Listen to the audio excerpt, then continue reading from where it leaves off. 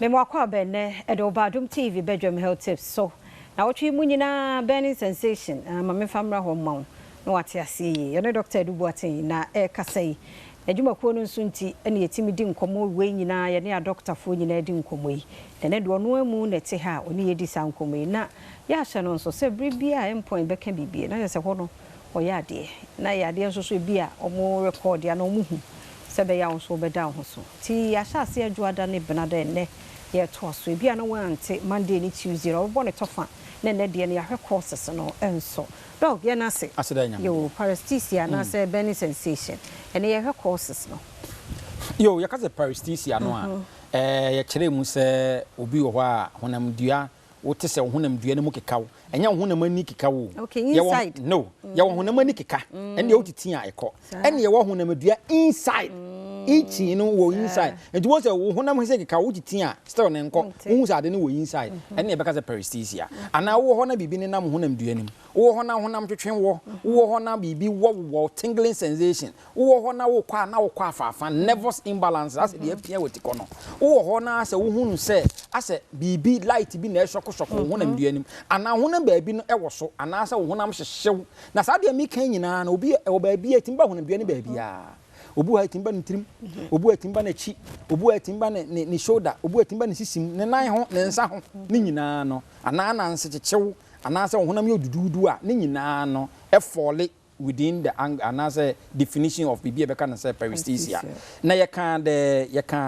ye di kan aka say risk factors ni bi ye kan say wo diabetes ya sa ya di we say etimi ba wo so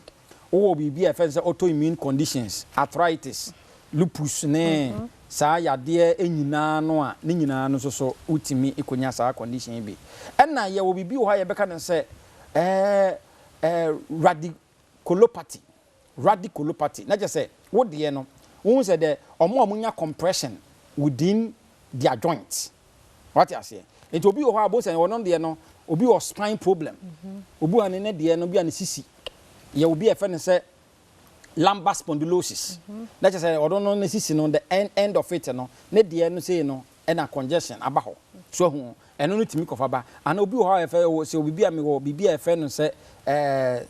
cervical spondylosis eno so timi kofa ba you obi aba kan say stenosis that is say the gap in between the bone within your spine no wo de no katwom eno so timi kofa ba ene ye obi bia aba kan say neuropathy you can neuropathy no a wo de damages eba wo nerves okay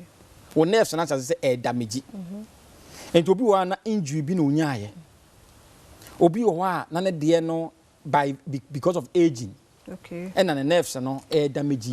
ni nyina no etimi kofa ade ye fe ne say ahohyehyɛ eyade eba besue enipa da sani ana obi a wanye exercise se wanye exercise no a circulation no moja ni ntimi flow yi ana obi a cholesterol ni extremely high etimi kofa ahohyehyɛ eyade eba besue wo eni nti bebrenu a ahohyehyɛ no obi yade wo no sciatica ne sa na mani nyina etimi kofa ba so hu ana obi ha ne nerves na say damage cerebrospinal conditions na won kono ba ni nyina na nnuane a yedie srade nnuane ana se abuse of alcohol and drugs say ye nom nsa bebre a omo nom nsa bebre pa no omo no omutimi kokonya bibia fe ne se ahohyehyɛ yade eti yade a we mu nyina no etimi kofa ahohyehyɛ yade ana se by virtue so obi nyini obi nyini ekonanim no eno so kwaso etimi kofa ba na ahohyehyɛ yade bi na se obi ewo sa de bi a ene na end point to Homeopathic clinic ene betimi ahwe aboa wo ye o branches ne e ba bi a wo hwe yen no eben wo pa ebi Okumase Accra Tema Takoradi Techiman Eziama ne nyina obi ho fa number yi na yade bi ha wo bia ye ni ho nkomo number ni 0244 86 70 68 0244 86 70